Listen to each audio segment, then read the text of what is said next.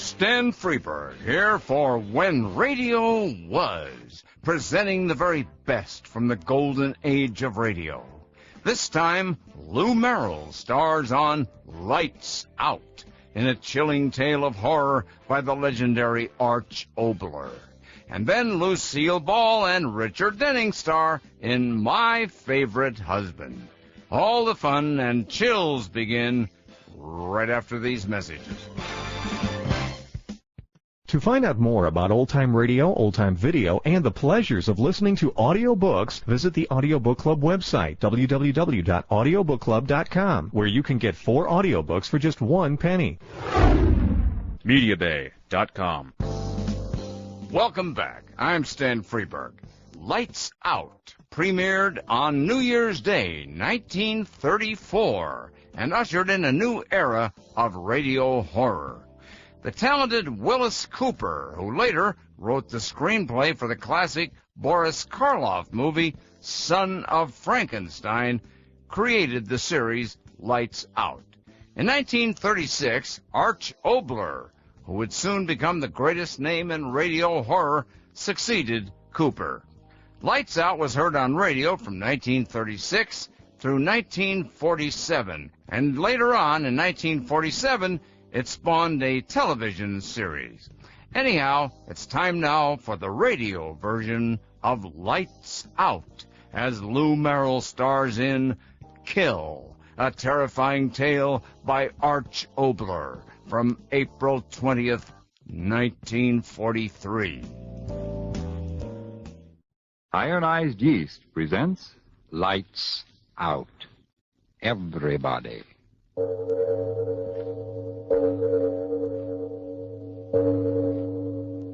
It is later than you think.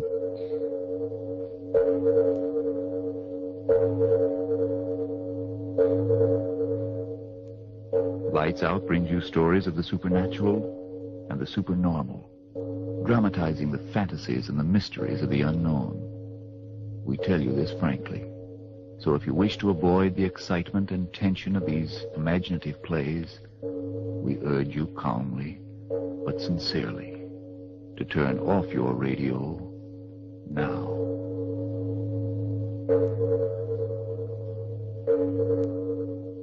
This is Arch Oboler. Tonight's Lights Out presents a psychological drama, a play in which the principal part is taken not by the character himself, but by his thoughts. The voice you are about to hear is that of the thoughts of one Darrell Hall, accused murderer. He sits in a courtroom awaiting the return of a jury which is to decide whether he is to live or die. And as he waits, the thoughts in his mind seethe and swirl, seethe and Guilty, not guilty, guilty, not guilty. Oh, why don't I stop thinking those words? Words those jurymen are saying. He's guilty. He's not guilty. He's guilty. Not guilty. No, guilty. No, I've not got guilty. to stop thinking Guilty. of what's going on in that room. The jurymen, I've got to stop thinking of them. I've got to keep my head clear. I've got to figure things out. When did all this start? Yes, I remember. That night Wayne and I were sitting in my room talking about dreams. I remember he said... Oh, come on, Darrell. Don't expect me to believe that one. I'm certainly telling you the truth.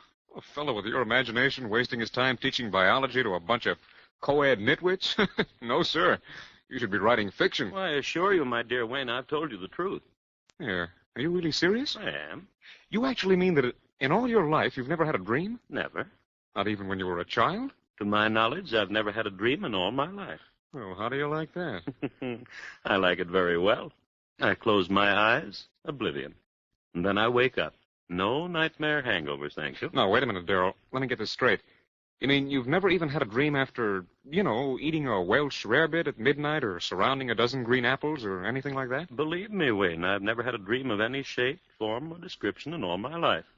A dream to me is just a word, something that happens to other people, but never to me. Oh, but everyone must dream. Well, just so happens that my subconscious doesn't work that way. I tell you again, I've never dreamt. Oh, what do you know about that? It's just unbelievable. I tell you, unbelievable. Yes, that's what he said. It was unbelievable. Unbelievable that I'd never dreamt. And then after a while he went away and left me there. It was early evening, but I remember that somehow, strangely, I was very tired. I sat down in the easy chair. I was so tired.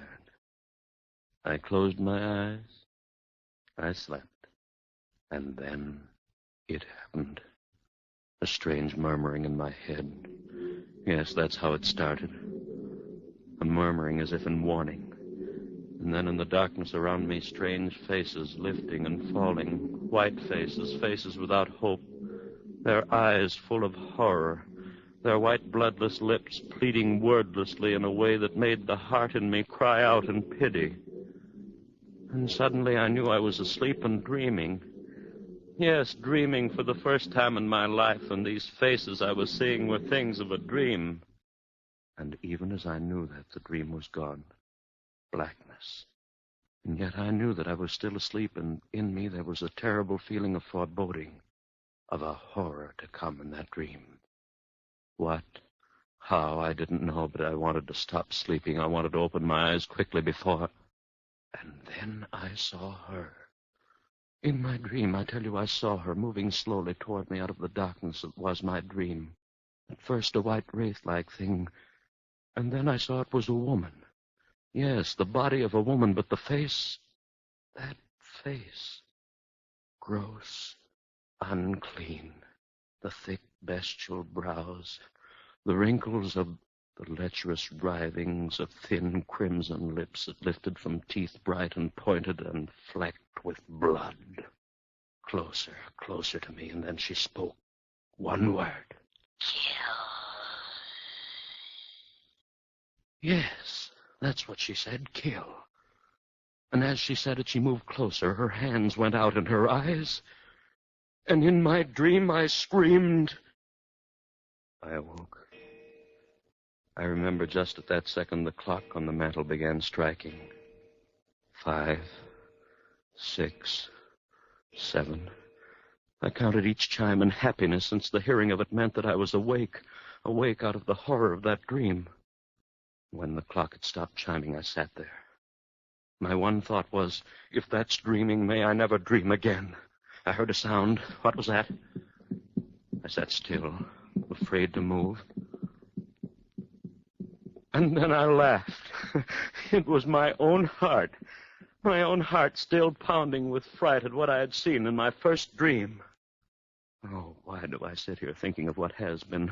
The jury in there, they've got to hang me. He's guilty, not guilty. No, guilty, no, I mustn't think of them. Better to keep my thoughts on how it all started. Better to figure things out. Where was I? Yes, sitting there listening to the beat of my heart, thinking of the horror of that dream. And then suddenly that wordless, pitiful murmur I heard in my dream was whispering in my head again. As quickly as it began, it was gone. How could this be? I was awake. This was no dream. Then why had I heard that same sound that had come from those pitiful white faces that had floated before me while I slept? Why? I heard it, a sound behind me. Who? Yes, my friend Wayne, it must be. He come into the room, standing behind my chair, thinking I was asleep. I turned around and I said, Wayne, is that you? Why, ah! Yes, I screamed. I screamed so loudly there was blood in my throat. For it was she again, that woman out of my dream. But this wasn't a dream. She was standing there, I tell you, she was standing there close to me, looking at me, and those devil's lips said that one word.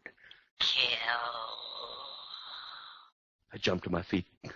No one in the room, no one. I tell you, I remember standing there, my head reeling. Who was she? Where had she come from? But there was no one in the room. Had there been anyone there? I didn't sleep that night. And by morning, I had it all figured out. 2 dreams, that's what it had been. And the second had been more vivid than the first. Yes, of course, I had never dreamed before, and of course my first dream would seem reality. And yet, some measure of uncertainty remained with me. Mary saw it in my face when I had dinner with her that night. I remember she said... Darrell, do you mind if I ask you something? What a question. Of course not. Is there something wrong? You mean with the dinner? Why, you know this is my favorite restaurant. With you, dear. Has something gone wrong at the university? Why do you ask that? The worry in your eyes. Oh? What is it, dear? Oh, nothing important. Changed your mind about loving me? Mary. Oh. Then tell me what it is, please. All right. It's really nothing to concern yourself over, just a dream. Dream? Darryl, you dreamt? Yes, last night. Oh, how marvelous.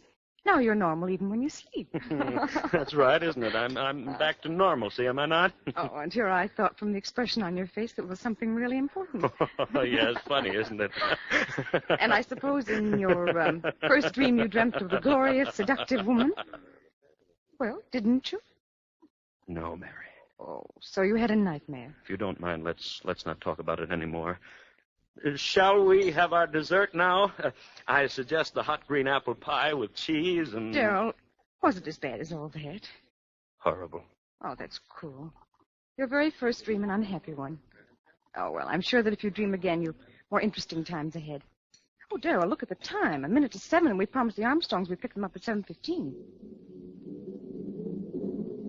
Darryl, what is it? Your face. Do you hear it?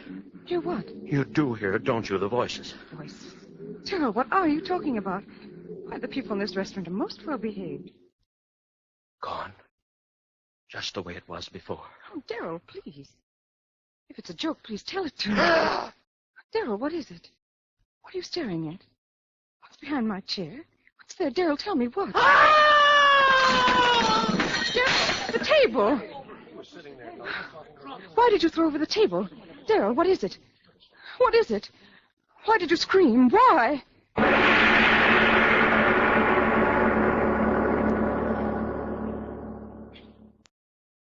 Let's pause for a moment. We'll return to Lou Merrill in Lights Out right after these messages. Richard Diamond, Private Detectives. Gangbusters. The Adventures of the Saints. The preceding memories are brought to you by Radio Spirits, the leading supplier of classic radio programs and nostalgia merchandise. Hi, this is Fred Foy. For a free catalog listing thousands of classic radio programs available on cassettes and CDs, call toll-free 1-800-RADIO-48. That's 1-800-723-4648. To find out more about old-time radio, old-time video, and the pleasures of listening to audiobooks, visit the Audiobook Club website, www.audiobookclub.com, where you can get 4 audiobooks for just 1 penny. And now, let's return to Lights Out and a terrifying tale by Arch Oboler.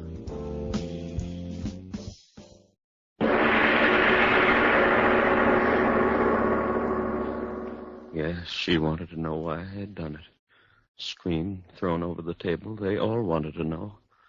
But how could I tell them? Tell them of her. Standing behind Mary's chair, that thing of degradation, and those lips saying, "Kill." I went home. Mary thought I was overworked. It's your nerves, darling. You've been working so hard. Go home and rest, darling. That's all you need. Rest. What good was rest? I had to reason things out. All my life I'd lived with reason, and now this horror. Hallucination. Yes, that was it. I had been working hard. They paid so little at the university and expected so much. And so I rested through the next day. It was quite dark when I awoke. The phone rang. It was Mary calling to find out how I felt. Are you sure you're all right, Darryl? Oh, yes, Mary. Yes, I'm fine, thank you. You sound all right. Your advice was good, dear. Rest apparently was just what I needed. Then go along back to bed. I'll talk to you tomorrow. All right, dearest, and thanks for calling. Goodbye, Darryl. Sleep well tonight. I hung up the receiver. And then the clock on the mantel behind me began striking. Always at 7. Yes, that was true. Both times at 7 o'clock was when that horror had happened, and then, with the last chime of the clock, I realized it was 7 again. 7. Would I see her again? I stood there back against the wall, waiting. So quiet. I could hear the clock ticking away the seconds. Would it happen again, this hallucination of mine? I waited. I heard no pitiful murmur of voices. Just quiet. The tick, tick, tick of the clock, so dark in the room I could see the shadowy emptiness of a chair near the other wall. And then the chair was no longer empty. There was someone in it, and I said, "Who's there?" There was no answer, and I said, "Answer me, who's there?" No answer. Strange darkness in the room. Deeper and deeper, I could see nothing, and then 2 swirling pools of flame-red light, closer and closer. I stood there. I couldn't move. A rumbling began in my head. Fear, I tell you, fear tearing at my brain. Louder and louder, while those red circles of light came closer and closer. What was it? What was it? What? And then I knew. It was her eyes. Her eyes burning close into mine, into the brain of me, pounding one thought into me. Kill. Why did she say that? Why? Kill whom? Why should I kill? Why should I kill? If I had known then. The jury coming back, the verdict, what?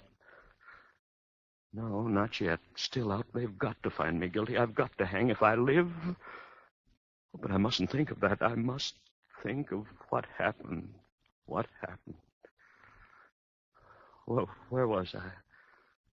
Yes, that woman, her eyes pounding that word into me, and then gone again. But this time as real as the breath in me. I knew it. I knew it. And with that realization, a coldness as of a wind blew around me and clutched at my heart. For if she was reality, somehow I knew I was lost. And so it began.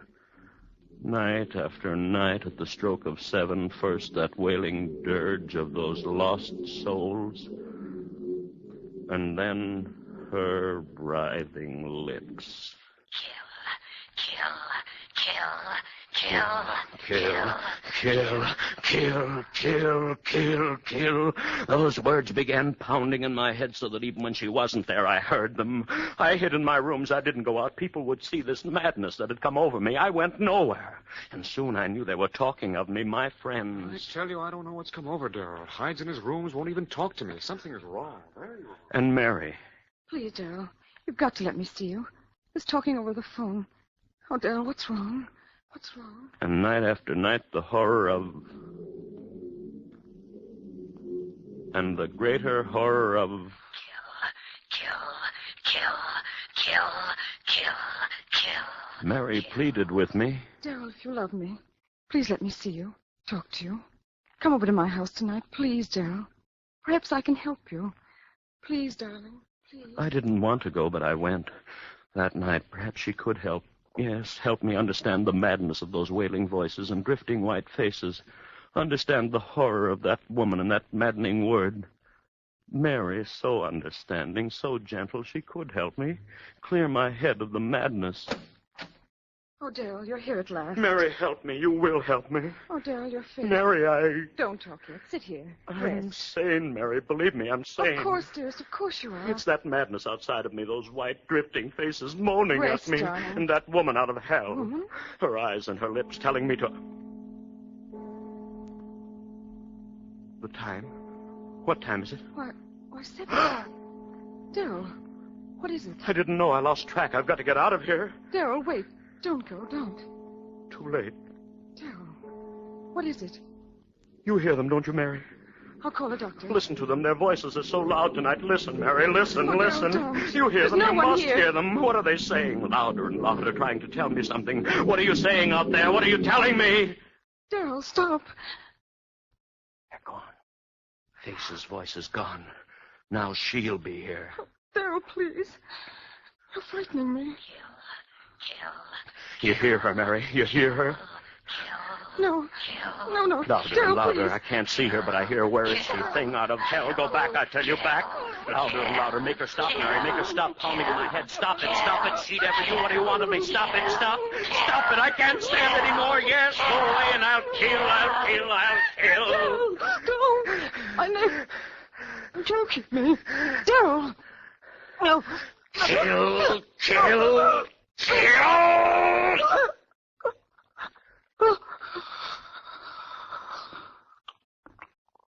Mary. Mary. Yes, I had killed her. My sweet, gentle little Mary killed her with my own hands. I opened my hands. She fell to the floor. I went out into the street. People all around me, hurrying. I was in no hurry. What that woman had wanted, I had done. I had killed. I walked all night, it didn't matter where, and in the morning I found myself on the campus of the school before the very building in which a class was waiting for my lecture. I went in. I walked up on the platform and looked down into their faces, and I said to them, "Ladies and gentlemen, my lecture for today will be on the subject of the indeterminate factor in the evolutionary..." I stopped, a murmur in the air, those voices again. But it was broad daylight. I had never heard those voices in daylight before. What did they want of me? What were they saying? There was a strangeness in their pitiful voices, yes, like a dirge of tears and sorrow for someone, for me. Yes, for me. And then her voice, laughing, triumphant, and then I understood. For the first time, I understood everything. She had triumphed over me. That was why those lost souls were wailing a dirge over me. I was hers forever. I turned and ran out of there like a madman. Ran, and as I ran, those voices of the damned were talking to me. You are doomed as we are doomed. As all who murder are doomed. We listened to her and murdered. Now you are one of us. No peace for those who murder, no rest through all eternity. No rest for those who murder. Through all eternity. I covered my ears with my hands as I ran. No use. I heard them. Only one hope for you, man. One hope. Expiate your crime. On the gallows. Pay for what you have done. Die on the gallows, and you shall have rest. One hope, man. One hope. So that was it. If I paid society for my crime, she would fail. I would be free of her, that thing, that essence of evil, that siren who called men to murder her so that their souls would be slaves to her for all eternity. Yes, I would pay for my crime. I ran on back to Mary's house. Yes, I would pay, and gladly with my life to have peace and the rest of oblivion. I went back into the house. Yes, Mary was still there, cold. I lifted her. Those same hands that had crushed the life out of her lifted her and carried her out into the sun. My eyes were so filled with tears that I could hardly see where I walked. People began milling around me. Hey, look at that guy. He's got a woman in his arms. Where's he carrying her? Hey, she must have fainted. No, look. She's dead. Hey, who killed her? Hey, who killed her, mister? Who killed her? I did. I killed her with my own hands. I killed her, and please, I want to die for that. And then the trial. My friends, they wanted to save me. Clever attorneys, insanity commissions, and twists of the laws. But I wanted to die. I tell you, I had to die. If they set me free, if I lived and died as most men die, whose death they call a natural one, then she would have me. No, I want to hang by the neck until dead. I want that noose around my neck, the trap beneath my feet. The jailer pulls the switch. My feet dancing in air, the noose murdering me the way my hands committed murder. Oblivion. And I'd be free of that horror with the writhing lips and the blood-stained teeth. The jury, they're coming in. Guilty. They've got to find me guilty. Guilty, find me guilty. We, the jury, find the defendant guilty of murder in the first degree. Guilty! You hear that? You think the devil guilty! And they'll hang me by the neck until dead, and I'll be free of you. I'll have my peace. You failed. You freed you. I'll pay for my crime. You'll never get me. You'll never get... Hey, he's fainted. The defendant's fainted. Get a doctor, someone. Ambulance. Call an ambulance. It's no use. This man is dead. Heart attack. Holy. Would you take a look at his face? As if he was looking at the devil himself.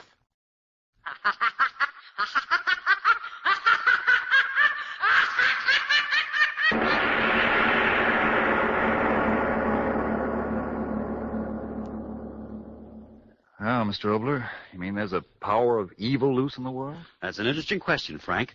because a statement of that very sort was the reason I wrote tonight's story. Someone said to me, how is it possible for so much evil to be done in the world unless there's a power for evil? But no such power exists.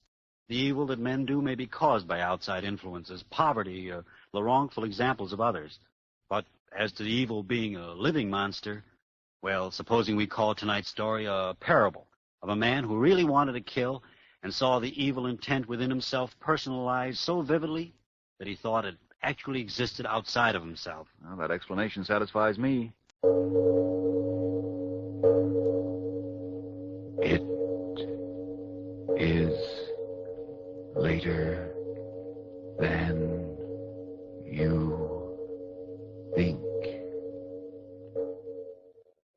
And that was Lou Merrill, starring in Arch Oboler's chilling tale, Kill, as originally broadcast April 20th, 1943, on Lights Out. I'm Stan Freberg.